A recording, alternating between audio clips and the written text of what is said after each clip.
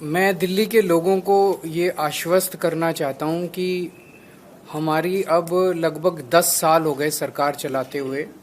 और आप लोगों ने देखा होगा कि पहले 9 साल में आपको किसी भी तरह की हमने तकलीफ नहीं आने दी, चाहे वो सड़कें हों, चाहे वो अस्पतालों का वो हो, बिजली हो। हर तरह की सुविधा हमने दिल्ली के लोगों को देने की कोशिश की। इनफैक्ट पूरे देश के अंदर जो सुविधाएं आज दिल्ली के लोगों को पिछले 10 साल से मिल रही हैं, वो उस किस्म की सुविधाएं पूरे देश में कहीं नहीं मिल रही हैं। लेकिन पिछले 1 साल के अंदर आप देख रहे हैं कि किस तरह से एक के बाद एक मंत्रियों को जेल में डाल दिया इन्होंने, दिल्ली को ठप करने की कोशिश की, दिल्ली के काम रोकने की कोशिश की, दिल्ली सरकार को डीरेल करने की कोशिश की।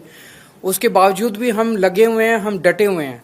अब मैं बाहर आ गया हूं और जितने भी रुके हुए काम थे और जो जो तकलीफ़ें और समस्याएं लोगों को हैं, मैं उनको आश्वस्त करना चाहता हूं। उन सब की तरफ हम लोग अब ध्यान दे रहे हैं और आपकी समस्याओं का निवारण करना हमारा फ़र्ज़ है।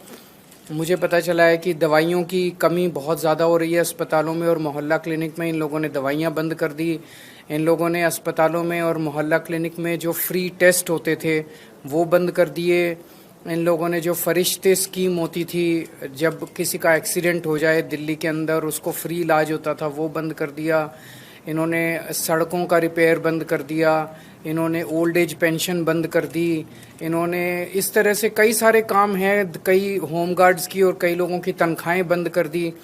वो सारे कामों पे अब हम लग गए हैं। जो जो दिक्कतें जो काम बंद किए गए, आतिशी जी से मैंने कहा है ये हमारी सरकार उन सारे कामों को चालू कराएगी और जो समस्याएं लोगों को हुई इसकी वजह से, वो अब समस्याओं का निवारण करने की कोशिश करेंगे।